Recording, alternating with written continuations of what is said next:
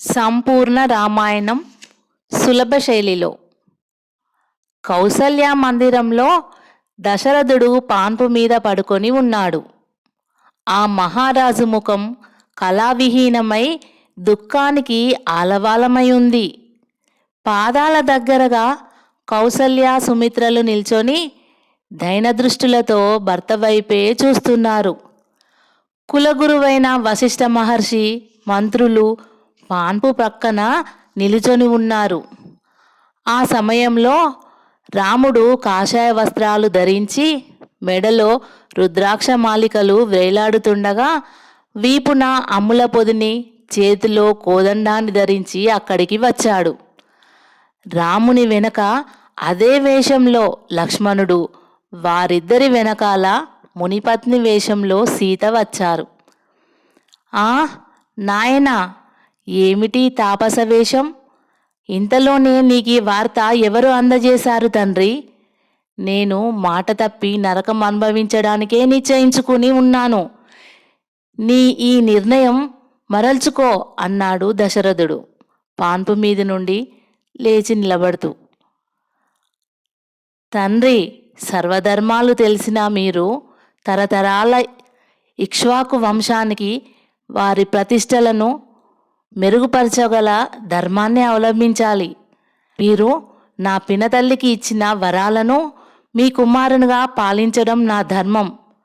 నాకు వనవాసానికి వేలయింది. అయోధ్య నగరంలో ఉండడం ధర్మదూష్యం.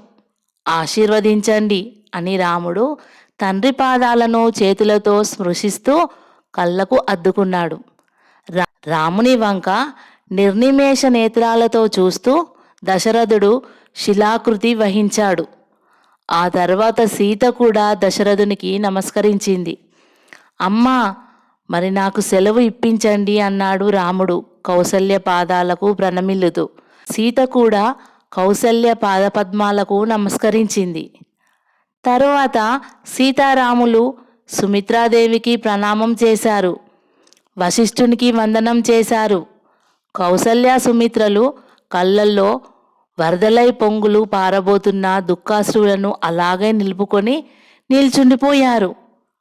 నాయనా రామచంద్ర, నిన్ను విడిచిపెట్టి నేను ఎలా జీవించగలననుకున్నావు తండ్రి? చేజేతులారా నిన్ను వనవాసానికి పంపుతున్న మహాపాపిని. నా జీవితానికి నిష్కృతి లేదు అంటూ దశరథుడు దుఃఖావేశంతో ఆపాదమస్తకం కంపిస్తూ పాన్పు మీద పడి స్పృహ తప్పిపోయాడు.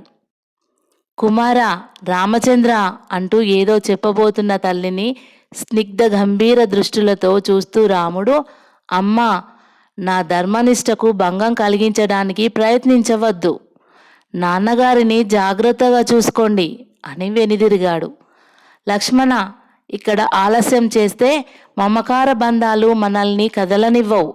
త్వరగా బయలుదేరండి అని రాముడు నిర్వికల్పుడై ముందుకు నడిచాడు. సీత రాముణ్ణి అనుసరించింది. లక్ష్మణుడు వారిద్దరి వెంట నడిచాడు.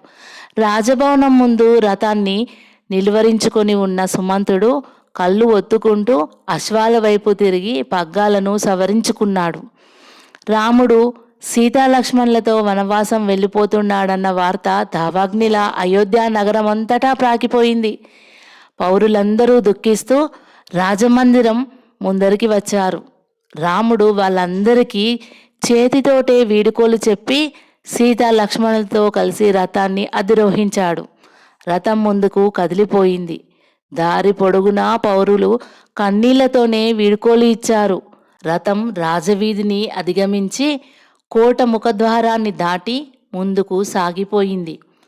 దశరథుడు పాన్పు మీద కూర్చొని శూన్య దృష్టిలతో అందరినీ చూస్తూ, వెళ్ళిపోయాడా?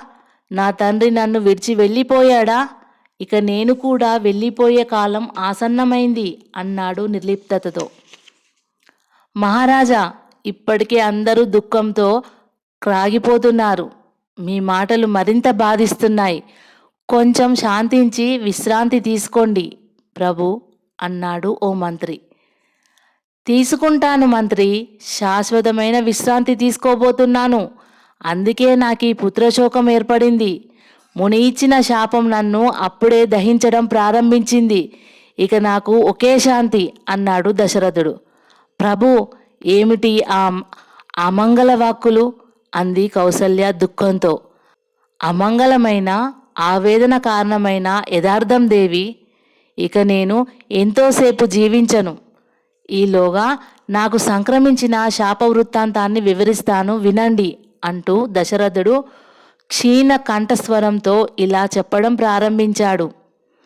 అవి నేను ఇంద్ర సహాయార్థం స్వర్గలోకానికి వెళ్ళి రాక్షసులను నిర్జించి తిరిగి అయోధ్య నగరానికి వచ్చిన సంతోషకరమైన దినాలు. ఒకనాడు సరయూ నది తీరంలోని వనాలలో వేటాడడం కోసం వెళ్ళాను. ఘాతక మృగాలను ఎన్నింటినో సంహరిస్తూ మధ్యాహ్నం వరకు ఆ అడవిలో గడిపాను. ఇక నేను రాజధానికి మరలుదామనుకుంటుండగానే ఆ ప్రాంతంలో ఓ కొలనులో గలగలమంటూ నీళ్ల చప్పుడు వినిపించింది. ఏదో దుష్ట మృగం నీళ్లు తాగుతూ అక్కడ ఉందని భావించిన నేను శబ్దవేది బాణాన్ని ఆ వైపుగా ప్రయోగించాను. ఆ బాణం వెళ్ళిన కొన్ని క్షణాలకు హా తండ్రి అన్న ఆర్తనాదం వినిపించింది నాకు. నేను విభ్రాంతుడనై అక్కడికి పరిగెత్తాను.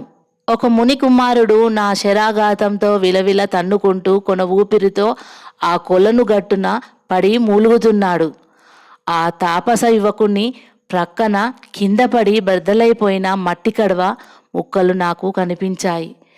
జరిగిన పొరపాటుకు, ఆ పొరపాటు వల్ల ఏర్పడిన దారుణ సంఘటనకు దురపిల్లుతూ నేను ఆ ముని బాలకుని పక్కనే అచేతుడనై నోటమాట రాకుండా నిల్చుండిపోయాను. అతని అరుపులకు అతని తండ్రి అక్కడికి వచ్చి గుండెలు పగిలేటట్లు దుఃఖిస్తూ ఆ బాలకుని శరీరాన్ని కౌగిలించుకున్నాడు. నేను ఆ మునికుమారునికి చికిత్స చేయిస్తే జీవిస్తాడేమోనన్న ఆశతో అతని వక్షోపీఠం మీద నాటుకుపోయిన నా బాణాన్ని లాగివేశాను. అప్పటికే ఆ మునిపుత్రుడు ఈ లోకాన్ని విడిచిపెట్టి ఉన్నాడు. ఆ ముని కొంతసేపు శోకించి నా వైపు అనుమానంగా చూస్తూ, నా కుమారునికి ఈ దుర్గతిని కలిగించింది ఎవరు అన్నాడు. మహర్షి, ఆ మందభాగ్యుడను నేనే. వేటకు వచ్చి పొరపాటున శబ్దవేది బాణంతో నీ కుమారుణ్ణి బలుగొన్న పాపాత్ముడను నేనే అన్నాను విచార స్వరంతో. నా మాటలు వినగానే ఆ ముని మహోగ్రుడై లేచాడు. గబగబా వెళ్ళి కొలనులోని నీటిని దోసిట పట్టుకొని, ఓయి, నీకు ఈ అపకారం చేయని నా పుత్రుణ్ణి నిష్కారణంగా చంపి నాకు తీరని పుత్రశోకం కలిగించావు. పంచ ప్రాణాలు నా చిరంజీవి మీదే పెట్టుకొని జీవిస్తున్న నేను నా పుత్రుడు లేకుండా ఒక్క క్షణం కూడా బ్రతకలేను. నువ్వు కూడా నీ పుత్రుడు నిన్ను విడిచిపెట్టి ప్రవాసం వెళ్ళిపోయే దినాన పుత్రశోకంతో నాలాగే మరణించదవుగాక అని నన్ను చూస్తూ శాపజలాన్ని దారవిడిచాడు. నేను నివ్వెరపోతూ శిలాప్రతిమలా ఉండగానే ఆ ముని ఆ కొలను గట్టు మీద పడి ప్రాణాలు విడిచిపెట్టాడు. ఆ తర్వాత నేను ఆ అభాగ్యమునులిద్దరికీ దహన సంస్కారాలు చేసి అయోధ్యకు వచ్చాను అని దశరథుడు తనకు సంక్రమించిన శాప వృత్తాంతాన్ని ఆప్తులకు వివరించి కౌసల్య వైపు తిరిగాడు. దేవి, ఆ మునులకు దహన సంస్కారాలు నేనే చేశాను. అలాగే నాకు కూడా నా రాముని చేతుల్లో కాకుండా మరొకరి చేత భగవంతుడు దహన సంస్కారాలు చేయిస్తాడు కాబోలు అన్నాడు. దశరథుని మాటలకు కౌసల్య సుమిత్రలు దుఃఖం ఆపుకోలేక నోళ్లలో పైటకొంగులు కుక్కుకున్నారు. మంత్రులు కన్నీరు నింపుతూ వశిష్ఠుని వైపు చూశారు. వశిష్ఠ మునీంద్రుడు విచారం కమ్ముకుంటున్న దృష్టిలతో నిశ్చలంగా దశరథుని చూస్తూ ఉండిపోయాడు. ఆ సమయంలో సుమంతుడు అక్కడికి వచ్చి దశరథునికి నమస్కరించి, ప్రభు, మీరు స్పృహ తప్పిన సమయంలో మిమ్మల్ని విడిచిపెట్టి వెళ్ళినందుకు తమని మన్నించమని శ్రీరామచంద్రుల వారు విన్నవించమన్నారు. 14 దినాలుగా అడవులలో గడిపి కన్నుల పండుగగా తల్లిదండ్రుల దర్శనార్థం అయోధ్యకు వస్తామని చెప్పమన్నారు అన్నాడు. కానీ ఆ 14 ఏళ్ళు నేను బ్రతకను సుమంత. 14 దినాలు కూడా కాదు, 14 క్షణాలే ఇక నా ఆయుష్. అదిగో మృత్యుదేవత నా కోసం ఎదురు చూస్తోంది. నాయనా రామచంద్ర, రామచంద్ర, రామచంద్ర అంటూ ఆ అంతఃపుర మందిరం ప్రతిధ్వనించేటట్లు బిగ్గరగా అరుస్తూ దశరథుడు తల ప్రక్కకు వాల్చాడు. ఆ మహారాజు కళ్ళు శాశ్వతంగా మూతపడ్డాయి. ప్రభు, మమ్మల్ని అనాథలం చేసి వెళ్ళిపోయారా అంటూ కౌసల్య సుమిత్రలు భోరున దుఃఖిస్తూ దశరథుని శవం మీద పడిపోయారు. మంత్రులు ఆప్తులు దుఃఖ సముద్రంలో మునిగిపోయారు. రథం శరవేగంతో కోట ముఖద్వారాన్ని అధిగమించి అయోధ్య నగరంలో ప్రవేశించింది. భరత శత్రుఘ్నులు రథం మధ్యలో కూర్చొని వీధికి ఇరువైపులా ఉన్న పౌరుల ఇండ్ల వైపు చూస్తున్నారు. ఇండ్ల ముందు నిల్చొని ఉన్న పౌరుల ముఖాలలో కళాకాంతులు లేవు. అందరూ ఏదో పెద్ద నిధిని పోగొట్టుకొని ఉన్నట్లు దుఃఖంతో ఉన్నారు. భరతుని చూసి కొందరు ముఖాలు పక్కకు త్రిప్పుకున్నారు. మరికొందరు చూపులతోనే నిరసన భావాన్ని వ్యక్తం చేశారు. అక్కడక్కడ నిల్చొని ఉన్న రాజోద్యోగులు కూడా అర్హ గౌరవాలను పాటించకుండా ముభావంగా ఉండటం గమనించాడు భరతుడు. ఆ విశేషాలను వాతావరణాన్ని అర్థం చేసుకుంటూ శత్రుఘ్నుడు సాభిప్రాయంగా భరతుని వైపు చూశాడు. అన్నయ్య, మనం వచ్చింది మన రాజధానికేనా లేక అపరిచితమైన మరో పట్టణానికా అన్న అనుమానం కలుగుతోంది నాకు. సామాన్య పౌరులే కాకుండా మన వృత్తులు కూడా మనల్ని చూసి చూడనట్టుగా అలక్ష్య వైఖరిని ప్రదర్శిస్తూ ఉన్నారు. అదీగాక వీళ్ళందరి ముఖాలలో ఏదో గొప్ప బాధ బహిర్గతం అవుతుంది. ఈ విపర్యాలకు ప్రతికూల పరిస్థితికి ఏదో బలవత్తరమైన కారణం ఉండి ఉంటుంది అన్నాడు శత్రుఘ్నుడు. భరతుడు చిన్నగా నిట్టూర్పు విడిచాడు. తమ్ముని వైపు ముఖం తిప్పకుండా పౌరుల వైపే చూస్తూ ఇలా అన్నాడు.